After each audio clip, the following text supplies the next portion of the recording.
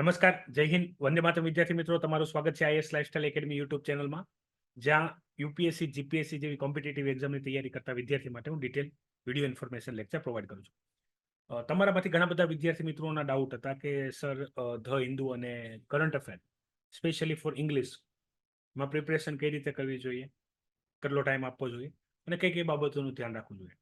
બીજો સવાલ હતો એવા વિદ્યાર્થીઓ જે ગુજરાતી મીડિયમથી તૈયારી કરવા માંગે છે અને ઇંગ્લિશ ન્યૂઝપેપરમાં કંઈક ને કંઈક વધારે સુટેબલ નથી, તો એવા વિદ્યાર્થીઓ ગુજરાતી ન્યૂઝપેપર કે ગુજરાતી મેગેઝિનનો લઈને કઈ રીતે પ્રિપરેશન કરી શકે એની માહિતી આપો. તો વિદ્યાર્થી મિત્રો, આ લેક્ચરની અંદર હું તમારી સાથે ડિસ્કસ કરવાનો છું કઈ રીતે કરંટ અફેર તમારે વાંચવું જોઈએ એકદમ બેઝિકલી. શરૂઆત છે તો કઈ રીતે, પછી ધીરે ધીરે કઈ રીતે તમે એમાં સુધારો કરી શકો છો, દરેક બાબત જે છે એ સમજી શકો છો, કઈ રીતે ઉપયોગ કરવાનો છે, કેટલું ઇંગ્લિશ વાંચવાનું છે, કેટલું ગુજરાતી વાંચવાનું છે, એ બધી માહિતીની ચર્ચા હું તમારી સાથે આ વિડીયો લેક્ચરની અંદર કરવાનું છું. માહિતીની શરૂઆત કરું વિદ્યાર્થી મિત્રો તમારી સાથે. પહેલા તમે જો આઈએસ લાઇફસ્ટાઇલ એકેડમી યુટ્યુબ ચેનલને સબસ્ક્રાઇબ ના કર્યું તો અવશ્ય સબસ્ક્રાઇબ કરી લેજો, જેથી આવી અવનવી અપડેટેડ ઇન્ફોર્મેશન તમારા સુધી પહોંચ્યા કરે. તો વિદ્યાર્થી મિત્રો, શરૂ કરીએ આજની કરંટ અફેરની પ્રિપરેશન કઈ રીતે કરવી એ માહિતીની. તો હું પહેલા તમને બેઝિક સમજાવી દઉં કે ભાઈ કોઈ પણ તમે ન્યૂઝપેપર ફોલો કરો.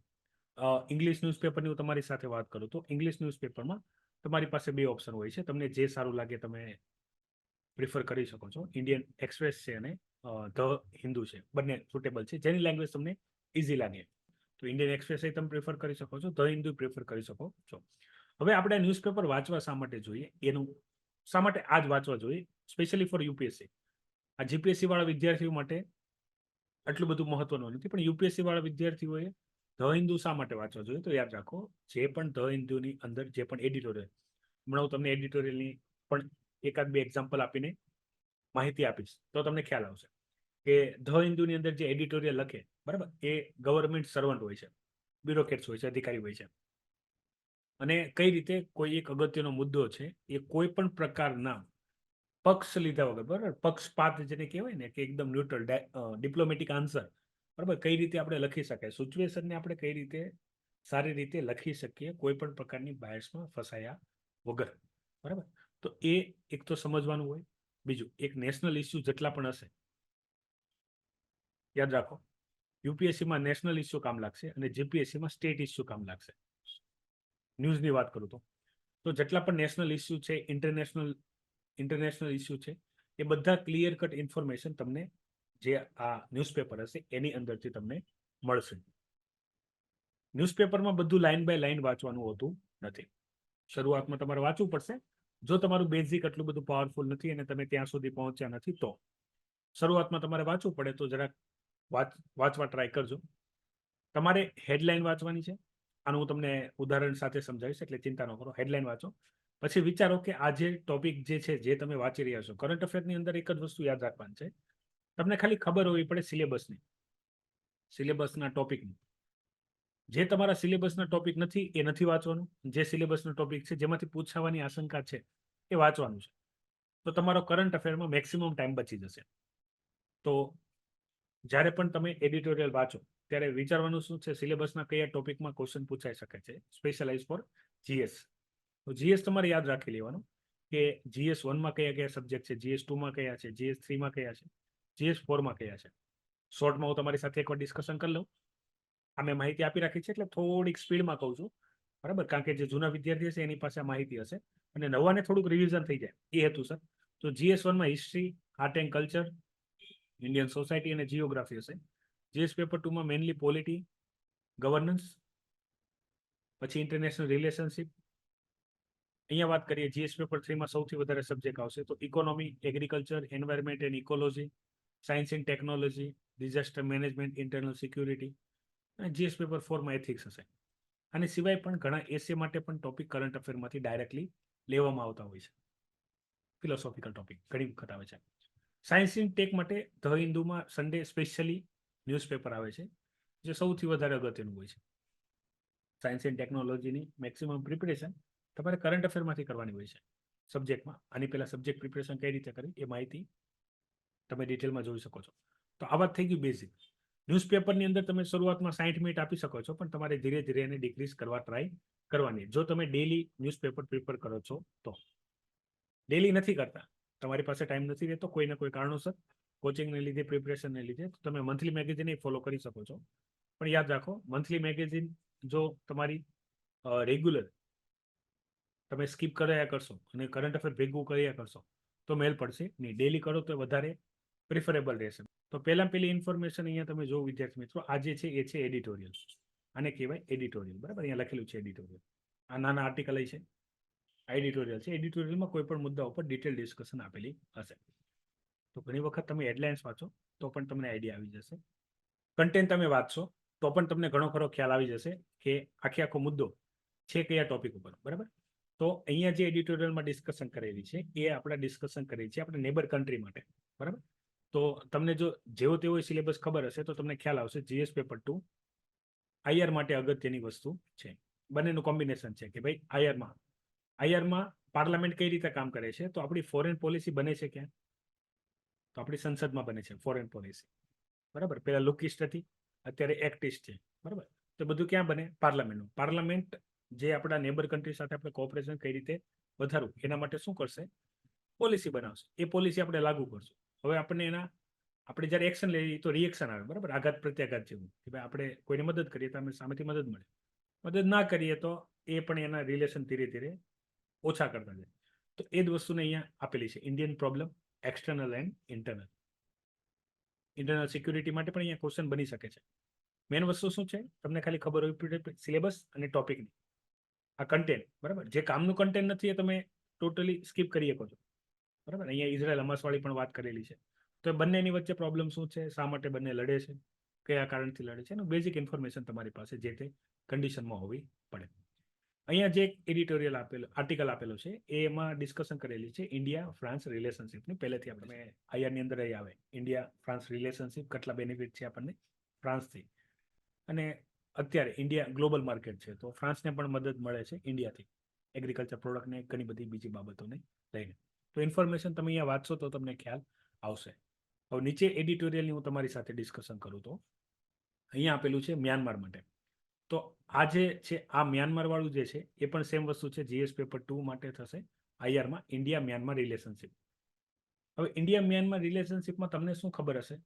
જો હું ધ હિન્દુ ન્યૂઝપેપરને બાદ કરી દઉં તો તમને એટલું જ ખ્યાલ હશે કે ભાઈ જે મ્યાનમારની સરકાર છે એ ચાઇના સપોર્ટિવ સરકાર છે, પ્રો ચાઇનીઝ સરકાર છે, ઇન્ડિયાની સામે દુશ્મનાવટ નિભાવવા લાગી છે, ઇન્ડિયન સોલ્જરને કાઢવા લાગી છે. આનાથી વધારે તમને કંઈ ખબર હશે.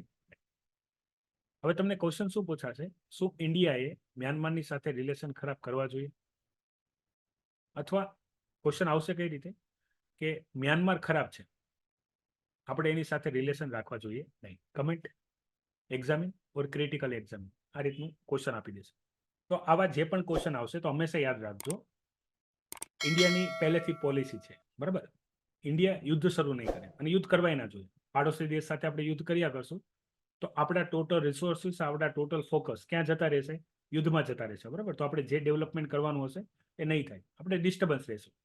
અને મ્યાનમાર સાથે રિલેશન સારા જ છે, મ્યાનમારથી આપણને એટલી બધી કોઈ ગંભીર ચિંતા નથી, બરાબર? તો રિલેશન સારા રહેશે એ આપણા બેનિફિટમાં છે, બરાબર? આપણે આપણા રિસોર્સિસને વધારે ખર્ચ નહીં કરવા પડે. હા, પોલિટિકલ ઇન્સ્ટેબિલિટી હોઈ શકે છે એક નિયર બાય કન્ટ્રી, બરાબર, સાથે, તો આપણે એની સાથે રિલેશન સુધારવા માટે આપણે જે બની શકતું હશે એ આપણે ટ્રાય કરશું. ભલે તમને ક્વેશ્ચનની અંદર કાયદેસર આપેલું છે કે રિલેશન ખરાબ છે, આપણી અગેન્સ્ટ છે, બરાબર, આપણી જે પોલિસી છે એને ફોલો નથી કરતા, આપણે કોઈ દિવસ નહીં, ઇવન પાકિસ્તાન સાથે પણ નહીં. ક્વેશ્ચન, બરાબર, આઈઆરનું આ જ મહત્વ છે, જે કરંટ અફેરનું આ જ મહત્વ છે, બરાબર, કે ભાઈ તમે જ્યાં રહ્યો છો ત્યાં જે સેન્ટિમેન્ટ હોય એ, બરાબર, દેશને લઈને, કોઈ પણ દેશને લઈને, પણ તમારે એક ડિપ્લોમેટિક, એક બ્યુરોક્રેટ્સ, એક, બરાબર, આપણે ગુજરાતી કરે ને જીપીએસસી વાળા અમલદાર, બરાબર, બ્યુરોક્રેસીનું ગુજરાતી આપણે કરીએ નોકરશાહી, બરાબર, તો નોકરશાહી અને જીપીએસસી જે ટ્રાન્સલેશન કરે અમલદાર, બરાબર. તો આ ટાઈપની જે સિસ્ટમ છે એમાં તમારે એક ડિપ્લોમેટ તરીકે, એક શાંતિદૂત તરીકે કામ કરવાનું, તો એ તમારું હંમેશા ફોકસ હોવું પડે. હવે અહીંયા ટોપિકની વાત કરું તો ઇઝરાયલનું ઇન્ટરનેશનલ કોર્ટ ઓફ જસ્ટિસની અહીંયા વાત કરી છે. હવે ઇઝરાયલ વાળું તો તમે આઈઆરની અંદર જ કવર કરશો. હવે તમને બીજું ખબર હોવી પડે દેશ દુનિયામાં જે ઇન્ટરનેશનલ કોર્ટ ઓફ જસ્ટિસ છે શું છે, કઈ રીતે કામ કરે છે, અને કયા કયા ફેસલા, બરાબર, એને આપ્યા છે, એમાં કયા પોઝિટિવ વસ્તુ થઈ છે, આઈઆર માટે પૂછાઈ શકે છે. બરાબર, તમારી થિયરીમાં તો આવશે જ તે આઈઆરની અંદર ઇન્ટ્રોડક્શન, પણ જો તમે નથી કરતા તોય તમે કરંટ અફેરથી કરી શકો છો.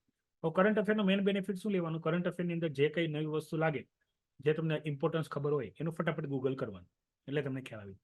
હવે એવો જે એક એડિટોરિયલ છે એ છે આધાર બેઝ પે, બરાબર, આઈડિયા. હવે મનરેગા સ્કીમ છે સૌથી મોટી ગેરંટેડ એમ્પ્લોયમેન્ટ સ્કીમ છે, બરાબર, ફોર રૂરલ એરિયા. યાદ રાખજો, મનરેગા જે સ્કીમ છે ને એ રૂરલ એરિયા માટેની સ્કીમ છે, જેમાં કરતા ધરતા ગ્રામ પંચાયત હોય છે. હવે આની પહેલા કેવું હતું? મતલબમાં અત્યારે આધાર વોલેન્ટિયર હતું, પહેલા આધાર વોલેન્ટિયર હતું, મતલબમાં બધું કામ ગ્રામ પંચાયત પોતાના હકથી નહીં કરતું હતું. તો આનાથી શું હતું? લીકેજીસ વધારે હતા. લીકેજીસ વધારે હતા મતલબમાં જે પૈસા આવતા હતા, પૈસાની ચોરી થતી હતી, લીકેજીસ કહેવાય એને, બરાબર. કરપ્શનનો પણ થોડો ઘણો ભાગ હતો, કારણ કે પૈસા જે ગ્રામ પંચાયત હોય એના જે પણ વહીવટી કરતા હોય એની પાસે આવતા હોય, તો લોકો સુધી એનો જે પગાર થતો એ પહોંચતો નહોતો. તો આવા કન્ડિશનમાં સરકારે શું સ્ટેપ લીધો? ડાયરેક્ટ બેનિફિટ ટ્રાન્સફરમાં, કે ભાઈ જે પૈસા છે, જે પેમેન્ટ છે, એ સીધું લાભાર્થીના બેંક એકાઉન્ટમાં જાય એવી આપણે વ્યવસ્થા કરવી છે. તો એના માટે આધાર અનેબલ શરૂ કરાવ્યું. પહેલા વોલેન્ટરી હતું, હવે એને મેન્ડેટરી કરી દીધું છે. આનાથી શું થયું? જે ભૂતિયા ગેરંટી કાર્ડ હતા, બરાબર, એ નીકળી જશે. મેઇન સમસ્યા શું આવી? તમને કદાચ ખ્યાલ હશે, આધારની અંદર પેમેન્ટ ટ્રાન્સફર કરવાની જે વસ્તુ છે, બરાબર, એ ફિંગરપ્રિન્ટ્સ ઉપર કામ કરે, બાયોમેટ્રિક ઉપર કામ કરે, બીજું કામ કરે રેટિના ઉપર, બરાબર, અને આ બધું ચાલે છે ઇન્ટરનેટ ઉપર. તો તમે કોઈ પણ મજૂર હશે તો એની જોજો ફિંગરપ્રિન્ટ, બરાબર, એમાં કોઈ પણ પ્રકારની લાઈનો નહીં હોય, ઘસાઈ ગઈ હશે. તમારા આજુબાજુ કોઈ હોય તો જોઈ લેજો. એટલે ફિંગરપ્રિન્ટથી પૈસા નહીં આવે, રજીસ્ટ્રેશન નહીં થાય. તો આવી બધી સમસ્યા હતી. પણ આ સમસ્યાને વધારે હાઇલાઇટ કરી ગ્રામ પંચાયત કે આવી બધી સમસ્યા આવે છે, રજીસ્ટ્રેશન નથી થતું, બરાબર. હવે આધાર અનેબલ ન થાય તો કામે ના જઈ શકે, કામે ના જાય તો એને પગાર નહીં મળે. 100 દિવસનું જે વર્ક ગેરંટી હતું, બરાબર, અને અલગ અલગ એરિયા વાઇઝ અલગ અલગ પે આઉટ મળતા. તો અહીંયા એક વસ્તુ ક્લિયર કટ લખી સરકારે કે ભાઈ જેનું થઈ શકે છે, બરાબર, બધાનું નથી થતું એવું નથી થઈ શકતું, તો કોનું નથી થઈ શકતું એની ડિટેલ આપો. મતલબ માની લો કે આપણે 100% લઈએ તો 100% સેમ સમસ્યા ન હોય, એ સમસ્યા 20 to 30% હોય. તો ફિંગરપ્રિન્ટ નથી તો એને રેટિના પણ સ્કેન ચાલશે, એ કાઢી નાખશો, બરાબર, કે ભાઈ એમાંય પ્રોબ્લેમ છે, ઇન્ટરનેટનો પ્રોબ્લેમ, તો એવું 5 કે 10% વધશે. તો એની સિવાયના બાકીના જે પર્સન્ટેજ છે એનું તમે કમ્પ્લીટ કરાવો. આ વસ્તુને અહીંયા હાઇલાઇટ કરેલી છે. કરંટ અફેરમાંથી આ બધી વસ્તુ શીખવાની હોય. આ વાત થઈ ગઈ કઈ રીતે એક એડિટોરિયલ હોય ન્યૂઝનો, એમાંથી આપણે કેટલી ઇન્ફોર્મેશન લઈ શકીએ. અને એક્ઝામમાં તમને પૂછે મનરેગા સ્કીમની અંદર આધાર અનેબલ કરે છે, બરાબર, તો સારું છે કે ખરાબ છે, કઈ રીતે સરકાર એમાં લીકેજીસ ઘટાડી શકે, બરાબર. તો બધી વસ્તુ તમે અહીંયાથી જે ઇન્ફોર્મેશન લીધેલી હોય એમાં તમે કરી શકો છો. એની તમારે પર્ટિક્યુલરલી નોટ્સ બનાવવાની હોય. હવે આવા જ ઘણા બધા લેક્ચર ઓલરેડી આપણા આઈએસ લાઇફસ્ટાઇલ એકેડેમીમાં કરંટ અફેર પ્લેલિસ્ટની અંદર અવેલેબલ છે, બરાબર. એ તમે જોશો તો તમને બધું આઈડિયા આવી જશે. આશા રાખું છું અહીંયા ઇંગ્લિશમાં કઈ રીતે તૈયાર કરવી એ ખબર પડી ગઈ છે. હવે વાત કરીએ ગુજરાતીવાળા વિદ્યાર્થી. ગુજરાતીવાળા વિદ્યાર્થી આની તૈયારી કઈ રીતે કરી શકે છે. શરૂઆતમાં ઇંગ્લિશ ખરાબ હોય તો ધીરે ધીરે, મેં તમને કીધું છે, 3 થી 6 મહિના લાગશે તમને પ્રેક્ટિસ કરતા, બરાબર. તમે પણ એટલા બધા પાવરફુલ થઈ જશો. કોઈ રોકેટ સાયન્સ નથી. વાંચશો તો આવડવા લાગશે. અને છતાં પણ તમારે કંઈક બીજો રસ્તો જોતો ડેલી, તો શું કરો? ધ હિન્દુ રેગ્યુલર પ્રિફર કરો.